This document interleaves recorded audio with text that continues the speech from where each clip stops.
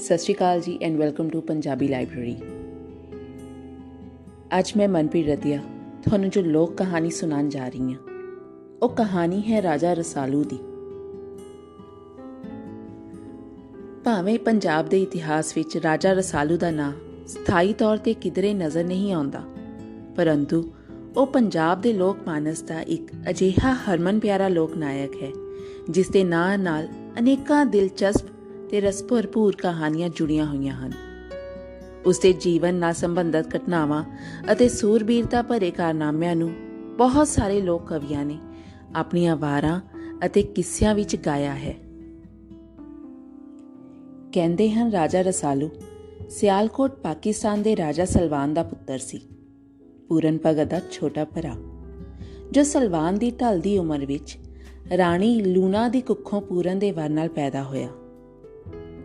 ਰਸਾਲੂ ਦਾ ਜਨਮ ਸਾਰੇ ਸਿਆਲਕੋਟ ਲਈ ਖੁਸ਼ੀਆਂ ਅਤੇ ਖੇੜਿਆਂ ਦਾ ਢੋਆ ਲੈ ਕੇ ਆਇਆ। ਸਾਰੇ ਸ਼ਹਿਰ ਵਿੱਚ ਘਿਓ ਦੇ ਦੀਵੇ ਬਾਲੇ ਗਏ, ਖੈਰਾਤਾਂ ਵੰਡੀਆਂ ਗਈਆਂ, ਪਰੰਤੂ ਵਹਿਮਾਂ ਭਰਮਾਂ 'ਚ ਗਰਸੇ ਸਲਵਾਨ ਨੂੰ ਕਿਸੇ ਜੋਸ਼ੀ ਨੇ ਆਖਿਆ, ਰਾਜਨ ਪੂਰੇ 12 ਵਰੇ ਦੇ ਮੱਥੇ ਨਾ ਲੱਗੀ, ਨਹੀਂ ਤੇਰੀ ਮੌਤ ਹੋ ਜਾਵੇਗੀ। ਰਾਜਾ ਸਲਵਾਨ ਸੋਚੀ ਪੈ ਗਿਆ।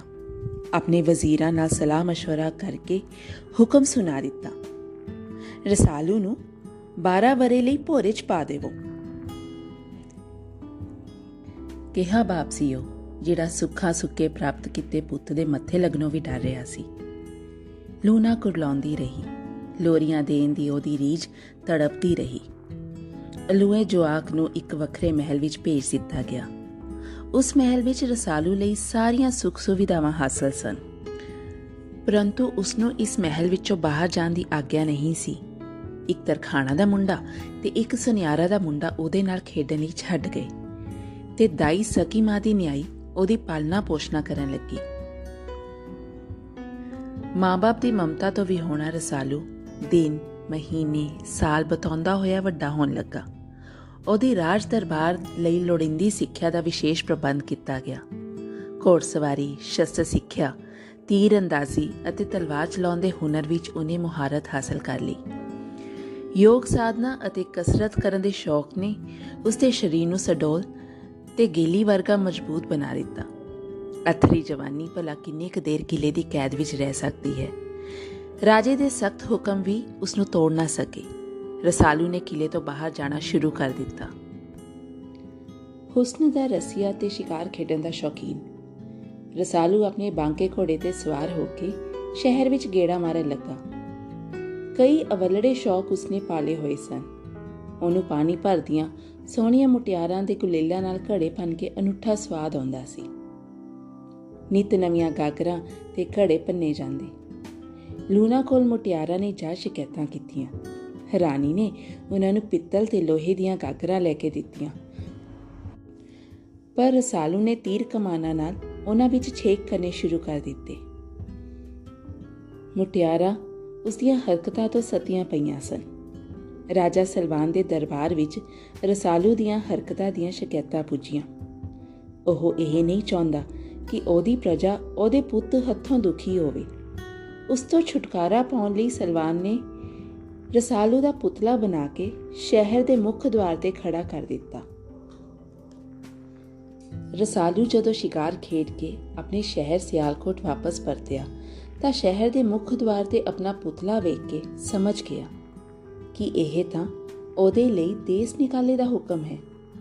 ਆਪਣੇ ਰਾਜੇ ਬਾਪ ਦਾ ਹੁਕਮ ਸਿਰ ਮੱਥੇ ਮੰਨ ਕੇ ਰਸਾਲੂ ਉਨੀ ਪੈਰੀ ਵਾਪਸ ਮੁੜ ਗਿਆ। ਉਹਨੇ ਆਪਣੇ ਨਾਲ 5-7 ਗੱਭਰੂ ਲਏ।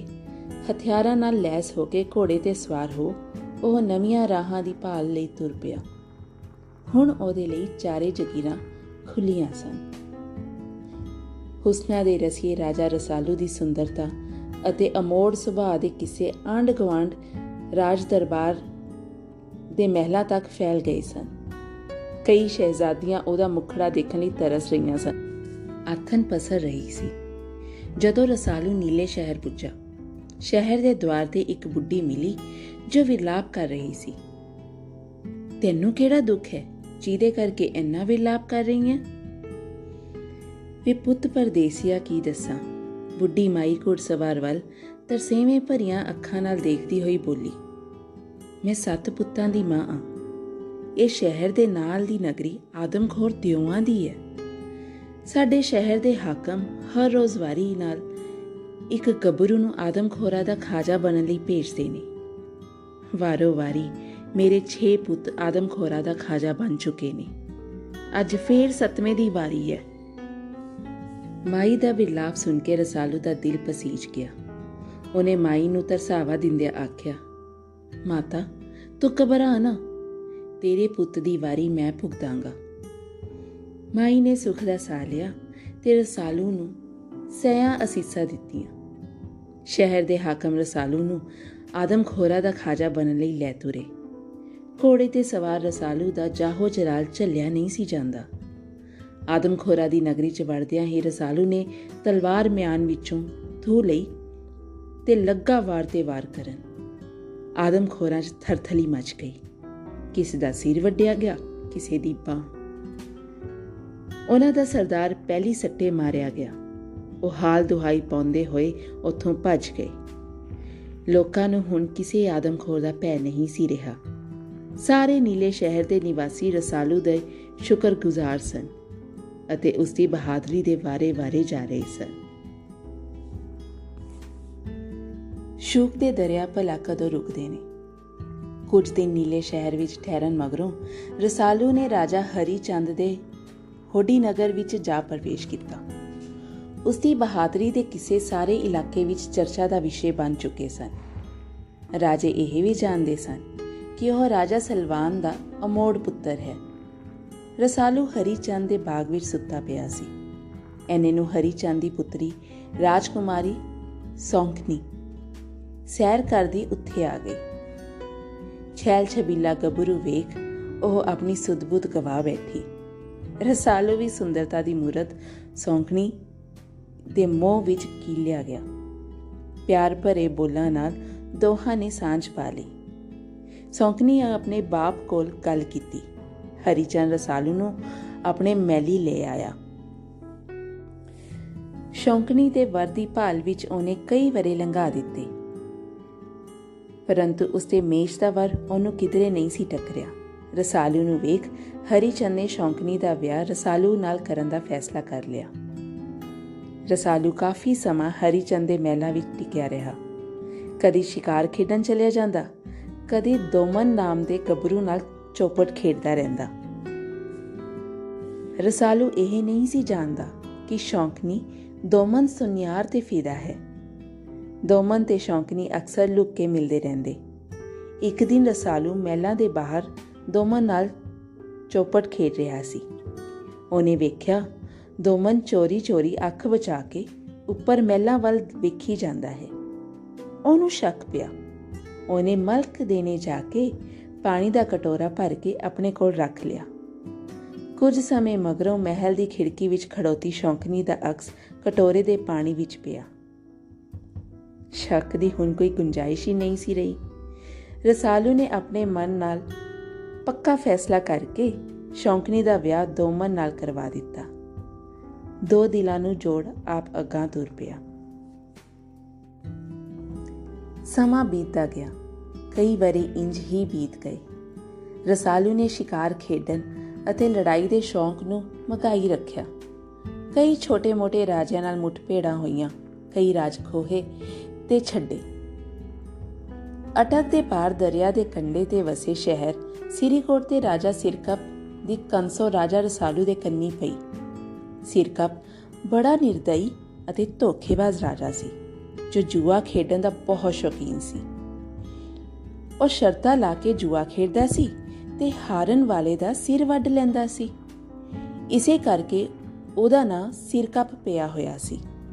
ਰਾਜਾ ਰਸਾਲੂ ਨੇ ਸਿਰਕਪ ਨਾਲ ਚੌਪਟ ਖੇਡਣ ਦਾ ਫੈਸਲਾ ਕਰ ਲਿਆ ਅਤੇ ਸਿਰਕੋਟ ਪੁੱਜ ਕੇ ਰਾਜਾ ਸਿਰਕਪ ਦੇ ਬਾਗ ਵਿੱਚ ਜਾ ਉਤਾਰਾ ਕੀਤਾ।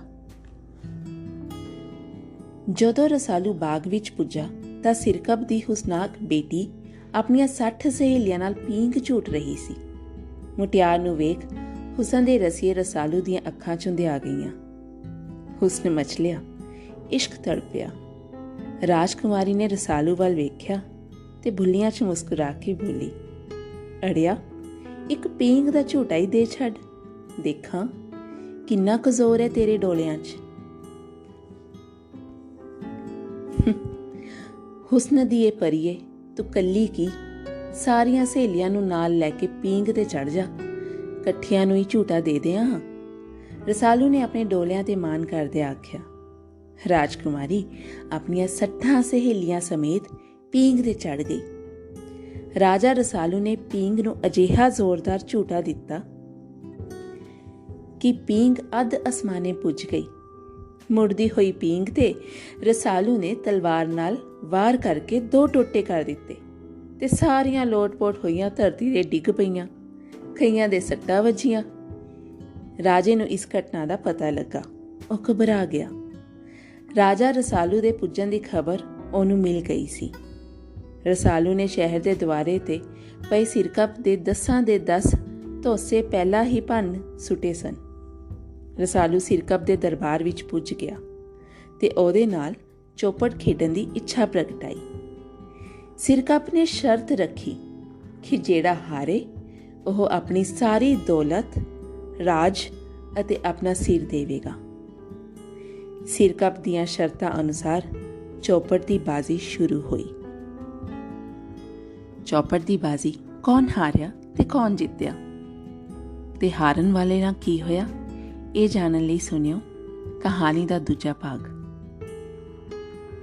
YouTube ਚੈਨਲ ਪੰਜਾਬੀ ਲਾਇਬ੍ਰੇਰੀ ਤੇ ਹੋਰ ਕਹਾਣੀਆਂ ਪੜ੍ਹਨ ਤੇ ਸੁਣਨ ਲਈ please visit www.punjabilibrary.com and also subscribe our channel on YouTube. Thank you so much. ਸਤਿ ਸ਼੍ਰੀ ਅਕਾਲ।